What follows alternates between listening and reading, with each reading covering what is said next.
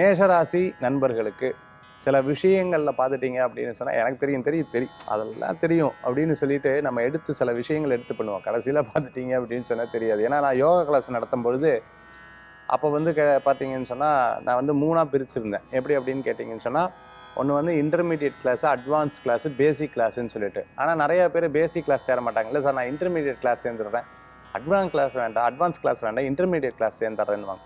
இல்லைங்க நான் வந்து ஃபஸ்ட்டு பேசிக்காக நீங்கள் இதுக்கு முன்னாடி பயிற்சி அதான்னுவாங்க.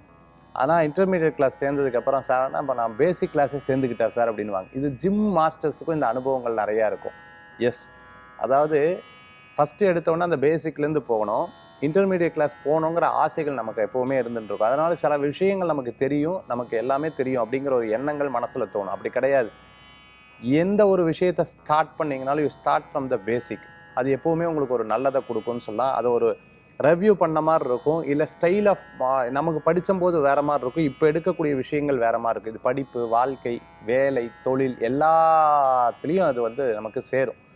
ஸோ ஆக எப்போ எதை ஸ்டார்ட் பண்ணீங்க, உங்களுக்கு ரொம்ப நாள் வந்து அதில் கேப் விழுந்துருதுன்னா திருப்பியும் ஸ்டார்ட் ஃப்ரம் த ஃபர்ஸ்ட். அப்படி ஆரம்பிச்சிட்டிங்கன்னா உங்களுக்கு எந்த விதமான பாதிப்புகளும் இருக்காது. மேஷராசி அன்பர்களுக்கு இன்றைய தினத்தில் நிறைய ஐடியாஸ் வரும், புது புது கருத்துக்கள் வரும், புது புது விஷயங்கள்லாம் அது மனசில் வரும். எழுதி வச்சுக்கோங்க, பின்னாடி அது உங்களுக்கு பிரயோஜனமாக மாறும், நல்ல பலன்களை கொடுக்கும். சினிமா நட்சத்திரமாக இருந்துட்டுருக்கவங்க, கான்டென்ட் ரைட்டராக இருந்துட்டு இருக்கிறவங்க, வெப் டெவலப்பராக இருந்துட்டு இருக்கிறவங்க, அதே சமயத்தில் பார்த்துட்டிங்க அப்படின்னு சொன்னால் சில முக்கியமான கீ போஸ்ட்டில் இருக்கிறவங்களுக்கு அனுகூல்யம் தேடி வரக்கூடியதாக இருக்கும். ஃபேமிலி சம்பந்தமான பிரச்சனை தீர்ந்துடும். இன்றைய தினத்தில் வழிபடக்கூடிய தெய்வம் முருகப்பெருமான் வழிபாடு.